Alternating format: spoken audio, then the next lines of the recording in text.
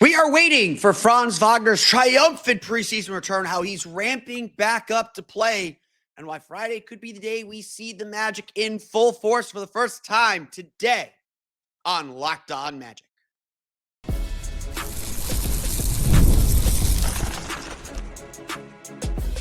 You are Locked On Magic, your daily Orlando Magic podcast, part of the Locked On Podcast Network, your team every day. And you are indeed Locked On Magic. Today is October 9th, 2025. My name is Philip Rossman. I'm the senior writer over at OrlandoMagicDaily.com, credential member of the Orlando Magic media since the 2012 season. On today's episode of Locked On Magic, we're talking a little bit about Franz Wagner ramping back up after his EuroBasket exploits and getting ready to play for the first time. While there's no concern with him, but it's a big season for him nonetheless, plus the pressure on Paolo Banchero and Wendell Carter revive. We'll get to all that coming up here in just a moment. But first, we want to thank you again for making Locked On Magic part of your day every day, no matter when you listen to us, whether it's first in the morning, whether it's right when we upload.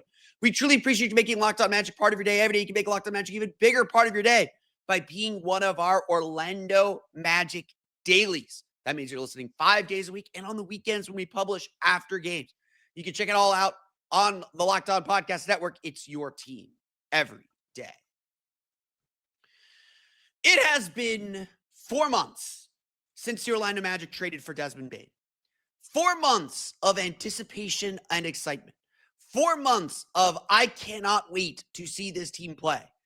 I see your comments, everyone that I talk to about the Orlando Magic, not whether it's online here on these episodes, whether it's in person, which come up and say hi to me if you see me. I have stickers. No matter who I talk to, they are excited for what this season can be. They are excited for the year. I have never felt and never seen this fan base, at least since I've been doing this show, this fan base as pumped for a season as possible. And a lot of us were really excited for Saturday's game against the Miami Heat. Even with Jalen Suggs out, and we knew he would be out, it was going to be the first chance we got to see this team function together on the court. The first time we got to see this team play. And then the rug got taken out from under us. Franz Wagner was ruled out. The Magic said, very similar to the Lakers with Luka Doncic, they wanted to give him some rest. They wanted to kind of manage his minutes and his workload as he recovers or transitions from EuroBasket to the NBA. Now, I get this a lot during EuroBasket, during the offseason. Why are our players committing to playing these humongous games? And how is that going to affect them during the season? And look, I would always tell you, I'm never going to tell someone not to play for their national team. You know, we could discuss the overall sentiment of how you serve your country. Franz Wagner, this is what he's doing to give back to his country. This is the way he represents his country. And I'm not going to tell him or anyone put in that position, don't do it. You can see how meaningful it is to him and how important it is to him, just like you can see how important it is to Goga Bitadze and everyone else who plays in that tournament. So I'm never going to say don't do it. But yes, there are realities to it. FIBA, for better or for worse, puts their tournaments at the very end of the summer. There was always going to be a 2.5 week gap or 2 week gap between the end of EuroBasket and the start of training camp. And so, yes, Franz would come to camp very much in shape, but also with a little bit longer of a workload and miles on the tires, so to speak. And the Magic completely recognize that and understand that. Franz played more than 200 minutes at EuroBasket. He admitted that he took essentially the week after EuroBasket off. So he's in shape. He's at camp in shape. He's not injured or anything. But the Magic are cognizant of they don't want to overwork him and tire him out. Unlike other players who are kind of coming in a little fresher without those miles on the tires, the Magic don't want to overtax him and overstress him so that he hits a rut earlier in the season or whatever the case may be. And so, yes, the Magic sat him Saturday. To them, and again, I want to continue stressing this. Practices right now are far more important than games. Games are about applying what you learn in practice and putting them to work and getting chemistry down against, groups that don't know what's coming. They're important. They're an important part of this process. And Franz, by all accounts, will play Friday. It's not like he's so far behind. He needed a day. Like it's not a big deal. But yes, there is a process for Franz to ramp back up and to be careful and to be a little cognizant of the mileage he's put on. Now, Tristan da Silva and Goga Batadze both played in Saturday's game, and we're probably not going to see the team at full force Friday night in Philadelphia.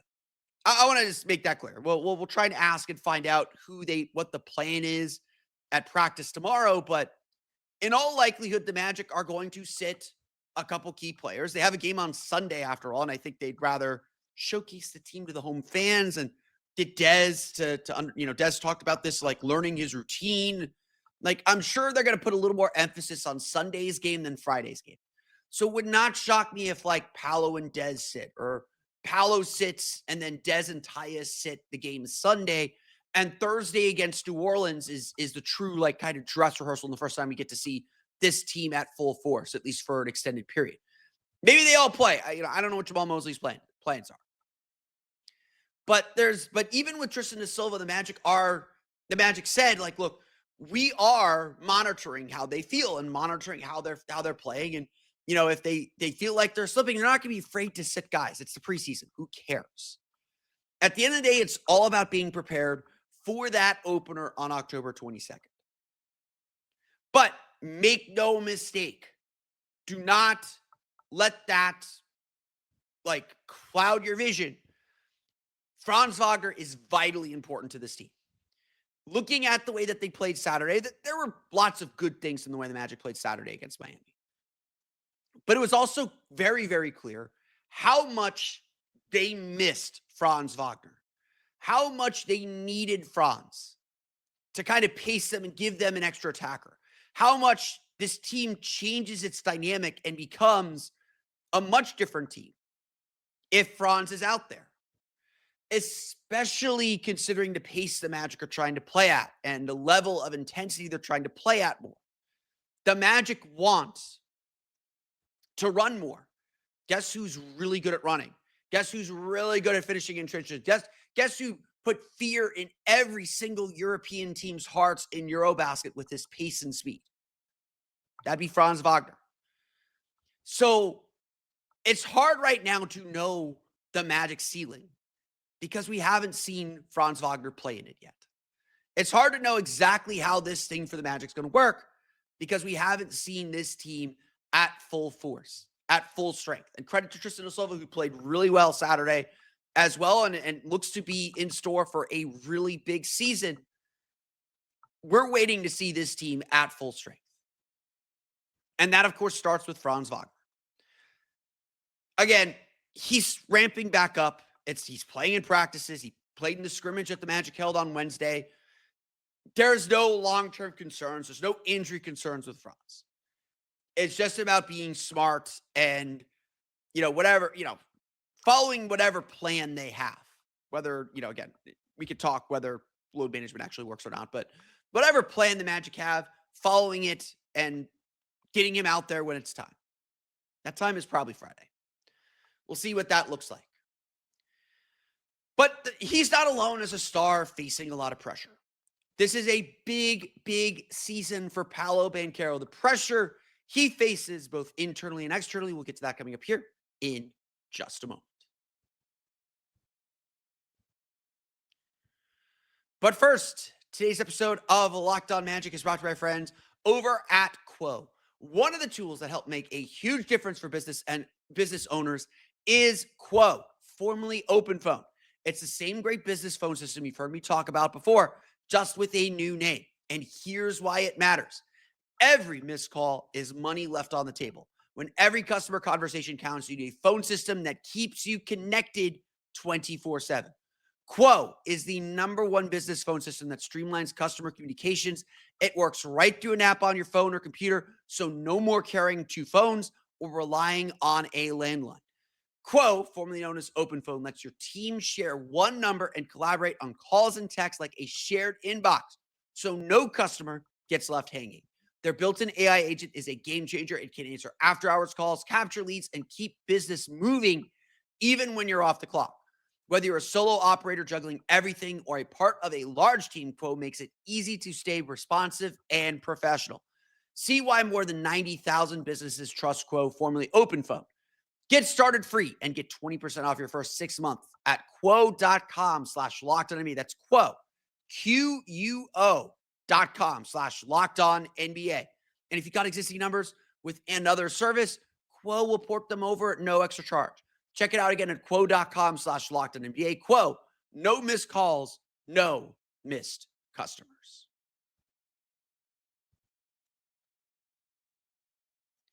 Paolo Banchero is taking us behind the scenes a little bit this summer. If you go to his YouTube page, he's got his web series, The Standard. That's The Standard with a 5 instead of an S, which I enjoy. I enjoy that stuff. In the series, he's kind of taking us through his summer and everything that is like really showing off his personality. He said his team's been urging him to do something like this to kind of show who he is as a person. And, you know, we're all fans of him. We all love him. It definitely feels like it's a soft launch for future MVP candidacy. It's him.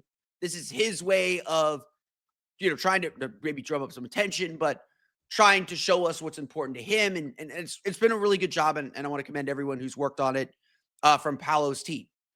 The latest episode goes over a little bit about him getting the big contract extension, but is mostly about his time in Seattle and why Seattle is so important to him.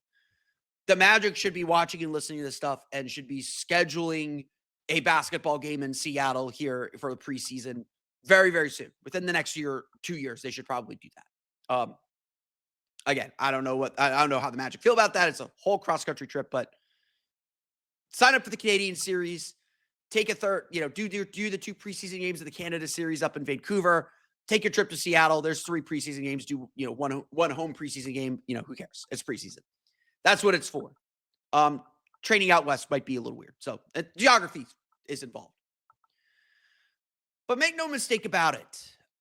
When you watch a video like that, like I said, it feels from a PR standpoint to be a little bit of a soft launch for a future MVP push. To be like, okay, winning MVP is as much about the story you tell as it is what you do on the court. Ask Derrick Rose. Yeah, we're still bitter about that. But it feels like it's Paolo trying to go more mainstream.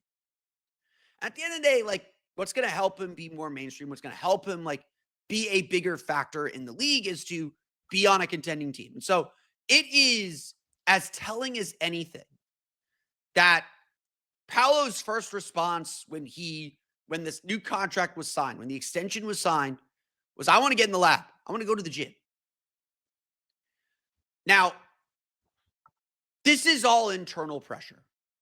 Paolo wears it on his sleeve. Literally, it says no pressure, KNOW pressure, with the NO capitalized.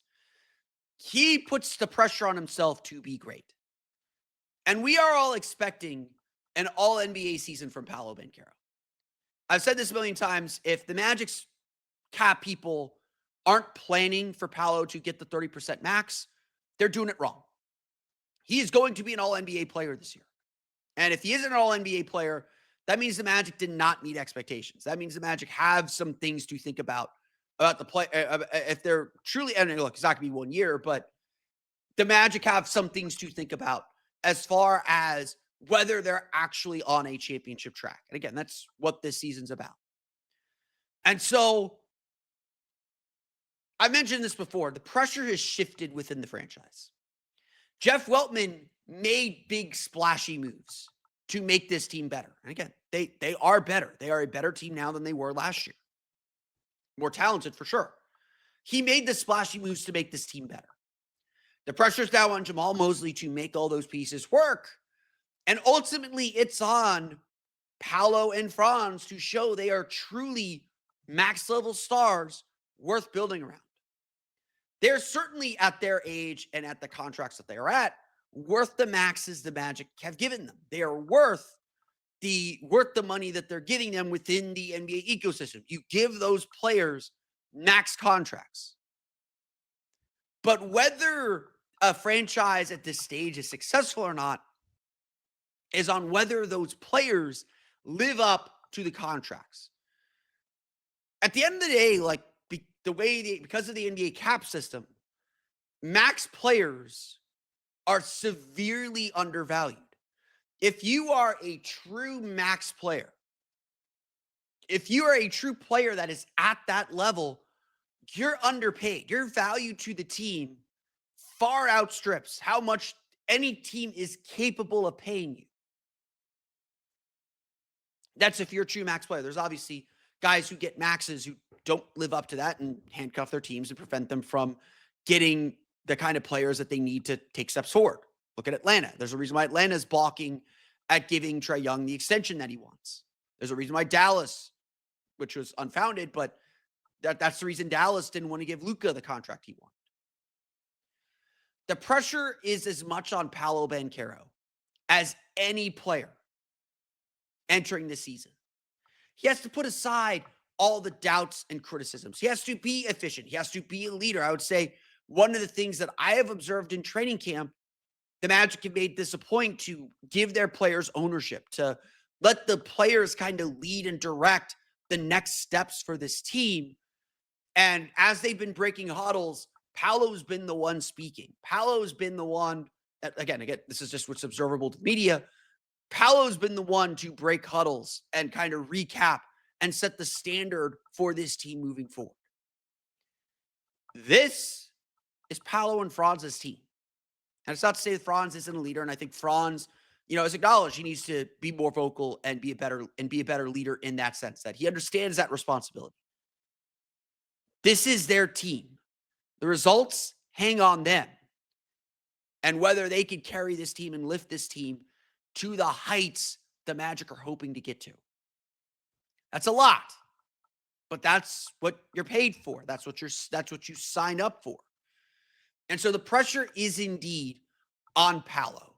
The pressure is indeed on these players to help take this next step, to help get this team to that next level. It's not going to be easy, but these are clearly talented players who have a lot to prove. And that's going to be one of the big things that Paolo is going to have to prove this season.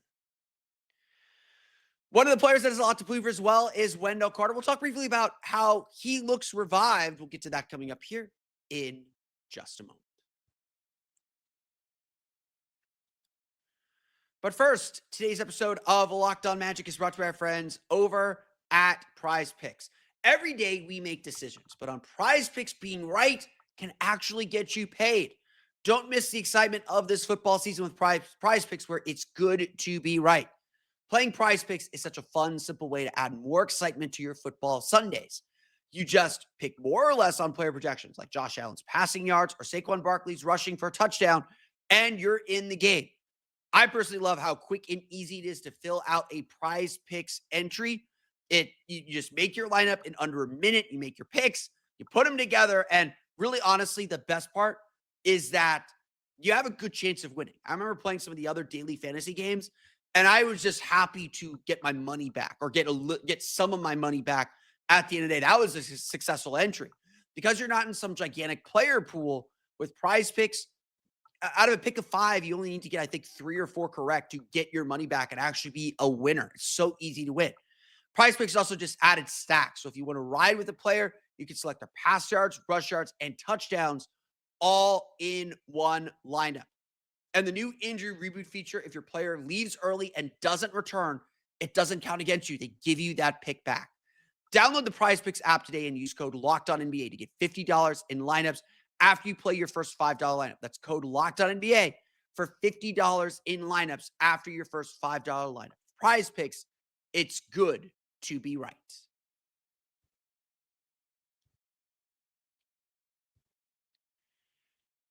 Wendell Carter had a rough season last year. No getting around it. About the only thing that he did successfully last year was play the most games in his career. Give him the credit. Part of his goal was to play all 82 games. Obviously, that did not happen. He missed about 2 weeks early in the season. But he played a career high in games. I believe it was 68. Played a career high in games. There is nothing to be ashamed of from Wendell Carter. He played the most games in his career. He played the most consecutive games in his career. I believe it was like 60 consecutive games. It was a good year on that front for Wendell Carter. But the injuries were still a factor. Were still a huge deal for him. He started the year behind the 8 ball because of the hand injury that kept him from working out for most of the summer. He had surgery on his left hand. Again, just a second surgery on his left hand after the first one didn't take. And then he comes back and has a knee issue early in the year that forced him to miss those 2 weeks. And he came back, was dealing with some other various injuries, and just never really looked right.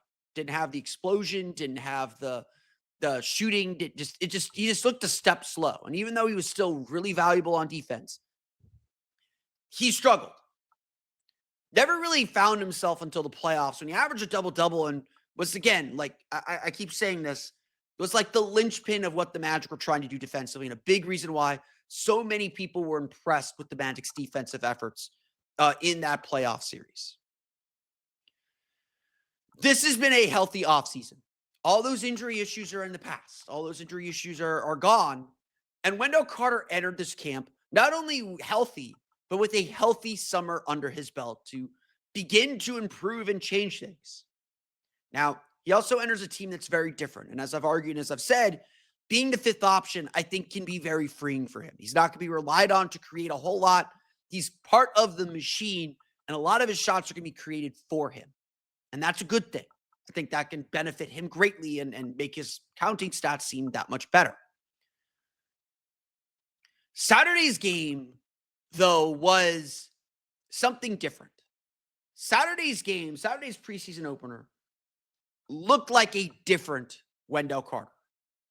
Looked like someone who really did look refreshed, look revived. He was bouncy. Like, he had a lot of energy. He had a lot of jump, a lot of oomph, a lot of power and explosion in his jumps. I believe he had 2 blocks in the game. He had a dunk around the basket. He was quick to his second jump. He looked as good as he has looked in a Magic uniform in a very, very long time. And to me, that is a reason to be excited. That is a reason to be pumped about what Carter can bring. Because not only that, Carter has better playmakers to help him get shots. Desmond Bane found him in the dunker spot 1 or 2 times. Really exciting stuff. He didn't have to pop all the time. He had someone who could get him the ball. He didn't have to clear the lane because Bane has his own gravity as a driver. He stepped out and hit threes. There's a reason, again, why Bane is so excited to play with a big like Carter, a versatile big like Carter, and a reason why the Magic seem to be very excited about everything that he can provide. Now, it's just one preseason game. There's a long season ahead and things happen. The issue with Wendell Carter really has been mistakes don't necessarily compound, but he gets into his own head. And you can see him thinking and struggling out there. And so it's important for him to play free. It's important for him to play without those concerns. And that's as important as anything else that he's going to do. Wendell Carter indeed looked revived. He indeed looked like a different player, like a more energetic, just a more anticipated player. And that is enough to be excited about. That is enough to think that, oh, Carter's going to contribute. We may not always see that contribution on the box score. We're going to feel it every game. And that's what again, that's like the big reason why I've been in Carter's corner. Everyone on the team recognizes that he covers up a lot of mistakes. He's just in the right spot constantly. And that's important. Like, we can't sit here and pretend like that's unimportant. That's important. And so we'll see. Again, we'll see how all of this comes together. We'll see what it looks like when this team is at full force. But it's been an encouraging summer for them. It's been an encouraging camp for the Magic. And again, Friday is the next evolution. We'll talk more about Friday's game tomorrow and what to expect. But it's an evolution. It's the next step in the process of this group coming together and showing us what they have. And Wendell Carter needs to match what he did and show us that his impact is going to be felt every time he touches the floor. I want to thank you all again for listening to today's episode of Locked On Magic. You can find me on Twitter at @PhilipRR_OMD and on Blue Sky at PhilipRR. You can subscribe to the podcast on Apple Podcasts, Stitcher, TuneIn, Himalaya, Google Play, Spotify, Odyssey, and all the places to download podcasts to your podcast-enabled listening device. You can find it as well on YouTube at Locked On Magic. Search for Locked On Magic. For the latest on the Orlando Magic, be sure to check out OrlandoMagicDaily.com. You can find us there on Twitter at OMagicDaily. And for even more Orlando Magic content, be sure to check out my Patreon page, the Orlando Magic Hub, at patreon.com/Orlando Magic Hub. As always, thank you for your support. Now that you're done making Locked On Magic your first listen of the day, for your second listen, go listen to the Locked On Fantasy Basketball Podcast. Josh Lloyd hosts the #1 fantasy basketball podcast, giving you daily tips and helping you win your league, all while making you a smarter NBA fan. Find Locked On Fantasy Basketball on YouTube or wherever you listen to podcasts. It's all part of Locked On Podcast Network, your team every day. And tomorrow's going to be the day, Josh. I'm going to make it a point. But that's going to do it for me today. I want to thank you all again for listening to today's episode of Locked On Magic. We'll be back tomorrow. We'll talk a little bit about what Jet Howard has to prove. We'll talk about Tristan da Silva's camp and what to expect from the Magic's 2 preseason games over the weekend, what the Magic need to show us in these next 2 games. We'll get to that on tomorrow's episode of Locked On Magic. But until then, for Orlando Magic Daily and Locked On Magic, this has been Philip Rossman-Reich. We'll see you all again next time for another episode of Locked On Magic.